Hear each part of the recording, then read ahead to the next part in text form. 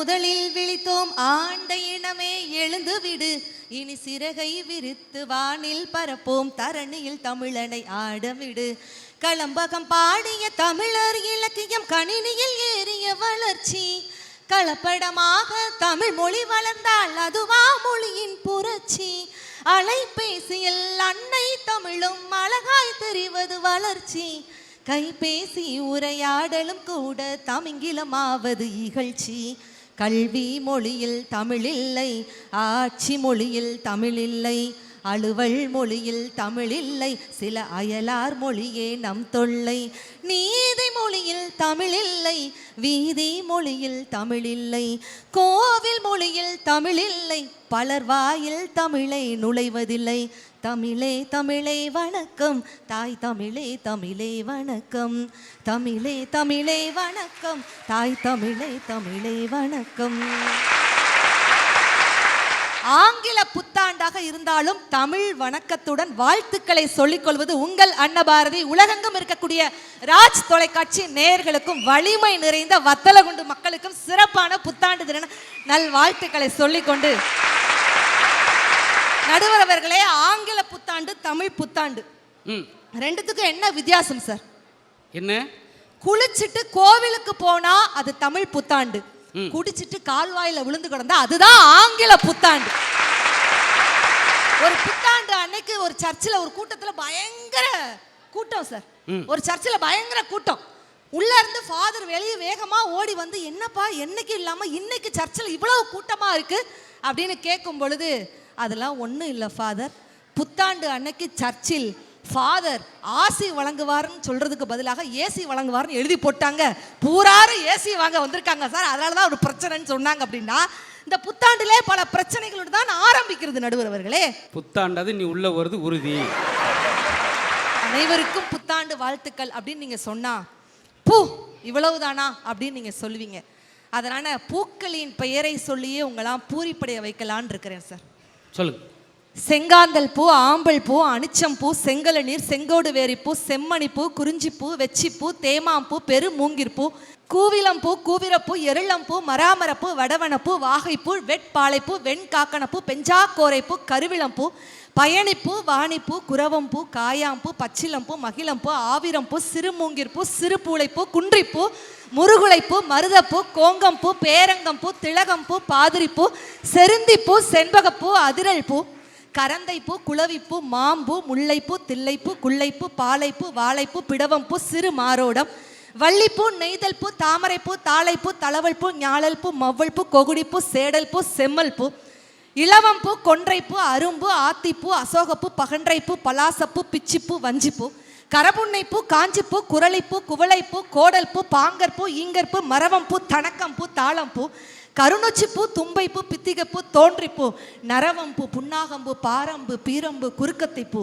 சந்தனப்பூ, கால்வைப்பூ, புன்னைப்பூ, நரந்தம்பூ, நாகம்பூ, நள்ளிருள் நாரி, குருந்தம்பூ, வேங்கையம்பூ, எருக்கம்பூ என்ற 100 வகையான தமிழ் பூக்களோடு சிரிப்புவையும் மக்களுக்கு வழங்கி கொண்டிருக்கும் நகைச்சுவை நடுவர் மதுரை முத்துசாருக்கு ஒரு அரங்கு நிறைந்த கைத்தட்டல்களோடு கொடுக்குமாறு அன்போடு கேட்டுக்கொண்டு, நீங்க வரும்போது பேசாமே இருந்துதானா வாய்க்குள்ளே 3 நாள் இதேதான்.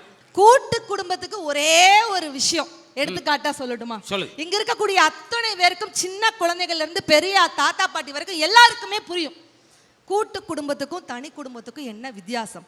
நடுவர் அவர்களே, எக்ஸ்கியூஸ் மீ, சொல்லுங்க சொல்லுங்க, கேட்டுக்கிறீங்க. சிங்கிள் சொல்லுங்க சார். சிங்கிள் சிங்கிள் எல்லாரும் சொல்லுங்க. சிங்கிள். ஆமா, பெரிய ஸ்போக்கன்ஸ் நடத்த வந்திருக்காங்க. நாங்க பேனா வேப்பரோட வந்திருக்கோம். சிங்கிள் சிங்கிள் அவன் ஜங்கிள் எந்திரிச்சு ஓடிடுவான். சிங்கிள் எல்லாரும் சொல்லுங்க. உதடுகள் ஒட்டுதா? இல்லங்க. மிங்கிள் எல்லாரும் சொல்லி பாருங்க. உதடு ஒட்டுதா இல்லையா சார்? மிங்கிளாக இருக்கக்கூடியதான் எங்களுடைய கூட்டு குடும்பம் அப்படின்ட்டு சொன்னா, எலி வளையானாலும் தனி வளை வேணும்னு இந்த 2 பேரும் வந்து பேசிட்டு போனாங்க. நான் கேட்குறேன், அது எலிக்கு பொருந்தும், எரும மாடு மாதிரி இருக்க பழனி சாருக்கு எப்படி பொருந்தும்னா என்னுடைய கேள்வி சார். தனி குடும்பம்னு பேசுறாங்கல்ல, எக்ஸ்கியூஸ் மீ, நீங்க 3 பேர் திருன்னு முழிக்கிறீங்களே, அதுவும் மலர்வழியக்காலாம் கண்ணை சொக்கிட்டு இருக்கிறீங்க. தனி குடும்பம்னு பேசுறீங்கல்ல, நீங்க எல்லாம் தனியாவே பிறந்து தனியாவே வாழ்ந்து தனியாவே சாப்பிட்டு தனியாவே செத்து போறதுல என்னங்க சுகம் இருக்கிறதா என்னுடைய கேள்விங்க. தனி குடும்பம்னு பேசுறவங்க எதுக்கு வத்தலகுண்டு முதல்ல வந்தீங்க? எதுக்கு ராஜ் டிவிக்கு வந்தீங்க? பேசாம உங்க வீட்டு டிவி பெட்டியில போய் உட்காந்து தனியாவே குரங்கு மாதிரி குத்த வச்சுட்டு உட்கார்ந்துருக்க வேண்டியதாங்க. கூட்டு குடும்பமாக வத்தலகுண்டுல இத்தனை ரசிகர்கள் முன்னாடி பேசும்போது இத்தனை கைத்தட்டல்கள் தான் ஒரு பேச்சாளரை உருவாக்கும் என்று சொன்னால் அதுதான் கூட்டு குடும்பம். இன்னைக்கு ஆசிக் வந்து முதல்ல இந்த மேடையில பேசுறாங்க அப்படின்னா என்ன அர்த்தம்? அத்தனை பேரை சுத்தி கைத்தட்டல் கொடுத்து உற்சாகம் பண்றாங்க. அதுதான் வீட்டுக்குள்ள இருக்கும்போதாவது நான் கொஞ்சம் சந்தோஷமா இருப்பேம்மா. வெளியே வரும்போது என்னென்ன தெரியுமா, நேற்றெல்லாம் 3 மணிக்கு ஒருத்தன் 3 மாச குழந்தை கையில் வச்சுக்கிட்டேன் பேசுகிறேன். சார், முத்து சார், உங்கள் பெரிய ரசிகன் சார், இவன் உங்கள் நிகழ்ச்சி வந்தால் டிவி ஒன்று விட மாட்டானே. 3 மாதங்க உள்ளே கிடக்க அங்கே 3/4 கிலோவில். அவன் என்னுடைய தீவிர ஃபேனா. உங்கள் நிகழ்ச்சி பாருங்களேன், அப்படி பார்த்தீங்களா சொல்கிறேன் பாருங்க. உங்கள் ஜோக்கு நல்லா இருக்குன்னு சொல்கிறேன் பாருங்க, நடக்கும் கண்டிப்பாக. அதை விடுங்க, சொல்கிறேன். நான் வீட்டுக்குள்ளே இருந்தால் தனியாக இருந்தால் என்ன நடக்கும்னு பாருங்க. வெளியே வரேன், ஒரு 10 பேர் செல்ஃபி எடுத்தாங்க, ரைட். இப்போ இந்த ஹோட்டல்லேருந்து இப்படி வரும்போது குடுகுடுன்னு குறுக்கு பாதையில் வந்து ஒரு 2 பேர் பச்சைக்கு ஒரு 10 செல்ஃபி எடுத்தேன்.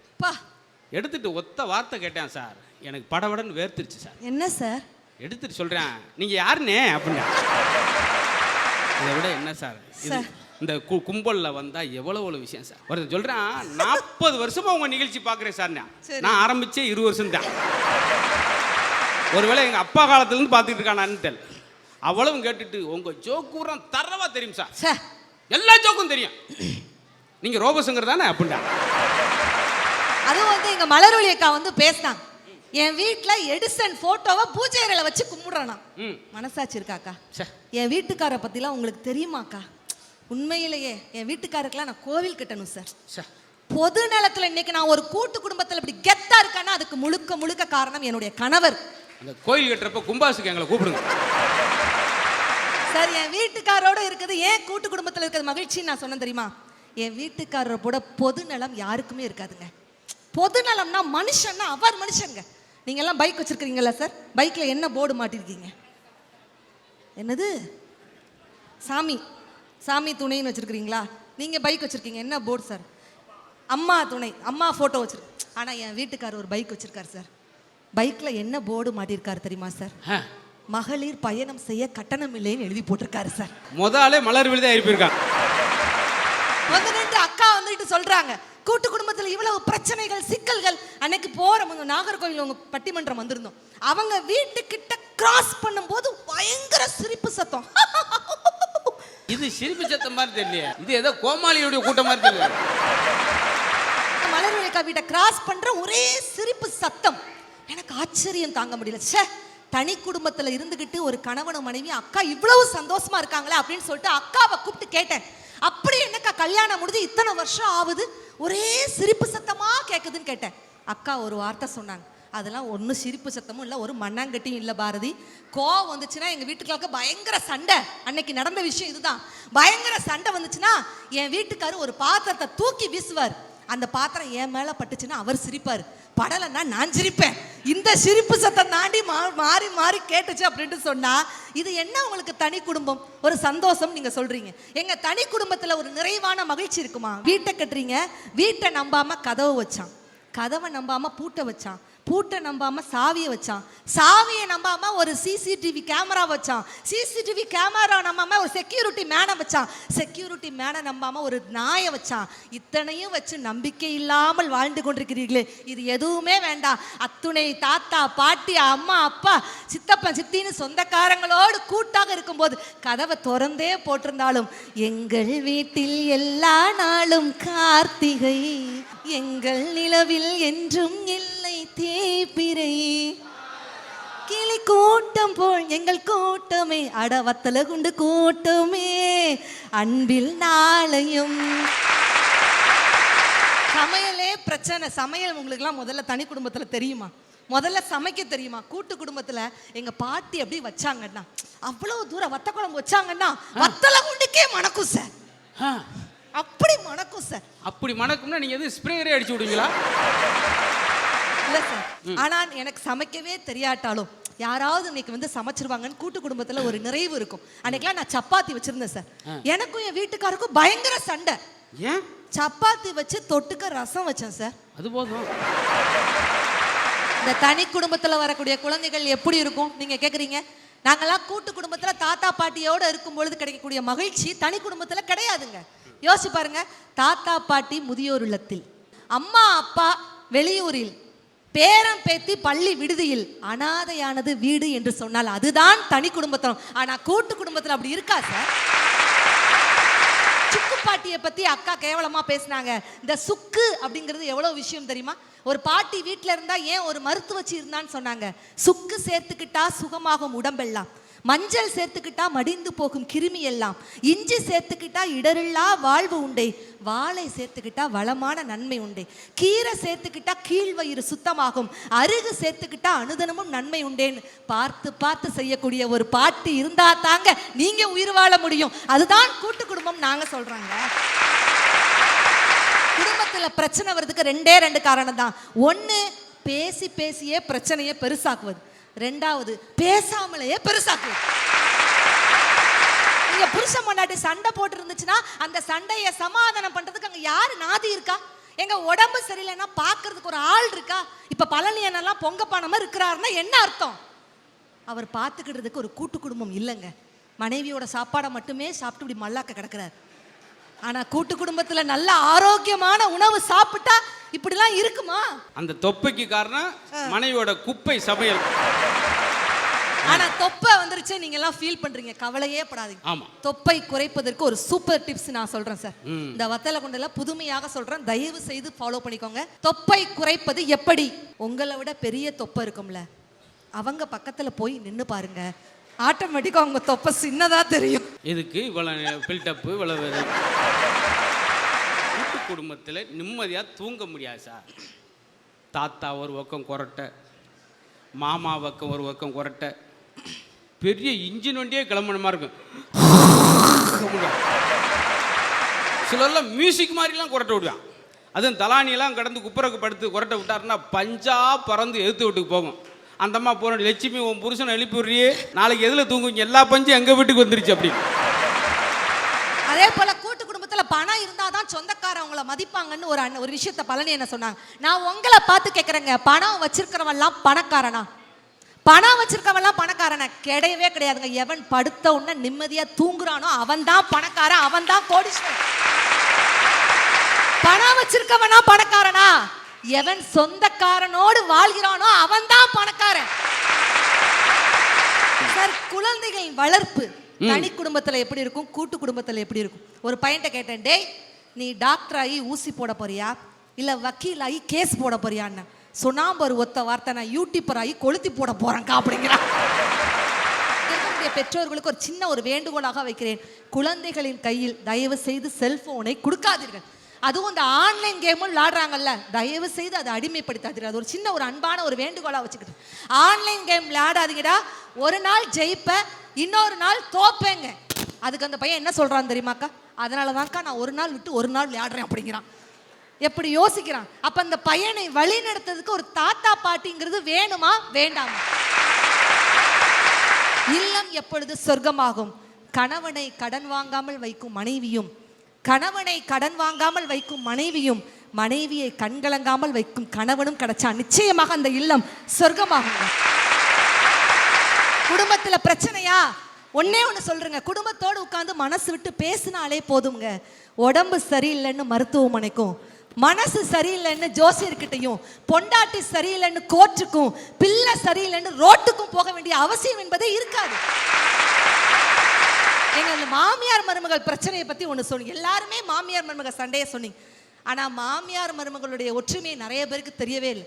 நானும் அக்கா மலர் அக்காவும் பஸ்ல வந்துகிட்டே இருக்கோம், திடீர்னு அக்காவுக்கு ஒரு phone, drink drink drink drink. இது டெலிபோன்ல அங்க எப்படி பஸ்ல டெலிபோனை கொண்டு வந்துச்சு? என்னன்னு அப்படி எடுத்து பார்த்தா பேய் காலிங். என்னதுக்கா பேய் காலிங்? அது வேற யாரும் இல்லடி, என் மாமியா தான். அதான் அப்படி சேவ் பண்ணி வச்சிருக்கேன்னு சொல்லிச்சு. கொஞ்ச தூரம் தாங்க பஸ் கிராஸ் ஆச்சு, பிசாசு காலிங்னு வந்துச்சு. ஏக்கா அதுவாது பேய், இது என்ன பிசாசு? அது வேற யாரும் இல்லடி, என் நாத்தனாரடி, அதான் சேவ் பண்ணி வச்சிருக்கேன்னு. கொஞ்ச தூரம் போச்சுங்க, ஓ ஓ அப்படின்னு நாய் குறைக்கிற மாதிரி ஒரு ரிங்டோன் வச்சிருந்தாங்க.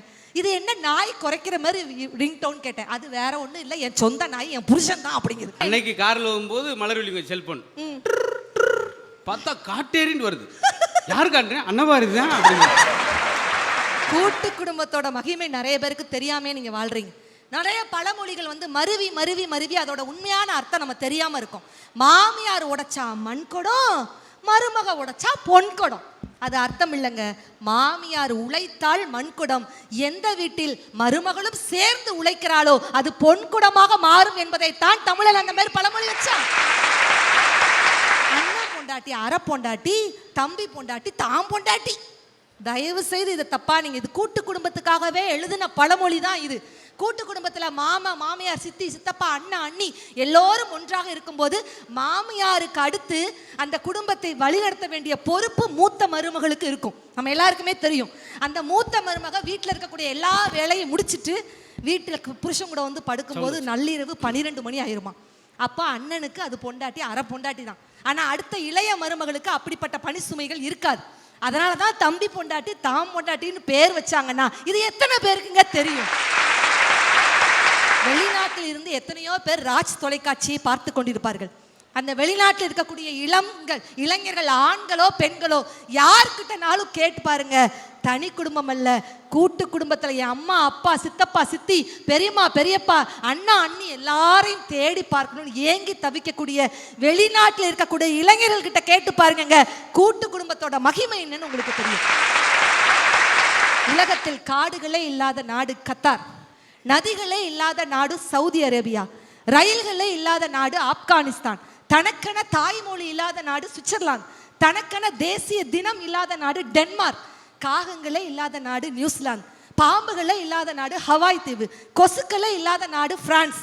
ஆனா அன்பை மட்டும் கருவியாக கொண்டிருக்கக்கூடிய ஒரே நாடு நம் இந்திய நாடு என்று சொன்னால், வெற்றிலை கொடிப்படர அகத்திய நட்டோம், அகத்திய தின்ன ஆடு வளர்த்தோம், ஆடு போட்ட புழுக்கையை வச்சு காடு வளர்த்தோம், காட்டுக்குள்ளே புழு வரட்ட கோழியை விட்டோம், வளர்த்ததெல்லாம் விற்காம குலதெய்வம் பேருக்கு நேர்ச்சி விட்டோம், நேர்ந்து விட்டு அதுகளை வெட்ட திருவிழா வச்சோம், திருவிழா பேரை சொல்லி உறவுகளுக்கு மத்தியில் அவளுக்கு அவன் என அவனுக்கு அவள் என பேசி முடிச்சோம். பேசி முடிச்சதுக்கு ஆதாரமா எங்க வீட்டு வெத்தலையோடு பாக்கும்னு வச்சோம்னு சொந்த பந்தங்கள் இன்றைக்கும் உயிர்ப்போடு இருக்குன்னா அதற்கு காரணம் எங்களுடைய கூட்டு குடும்பமே, கூட்டு குடும்பமே, கூட்டு குடும்பமே என்று சொல்லி நிறைவான மகிழ்ச்சி என்று கொட்டி கிடப்பது அது தனி குடும்பம் அல்ல, கூட்டு குடும்பமே என்று சொல்லி மீண்டும் ஒரு முறை வத்தலகுண்டு மக்களுக்கும் ராஜ் தொலைக்காட்சி நேயர்களுக்கும் இனிய புத்தாண்டு நல்வாழ்த்துக்களை தெரிவித்துக் கொண்டு விடைபெறுகிறேன். நன்றி, வணக்கம். உங்கள் அன்னபாரதி.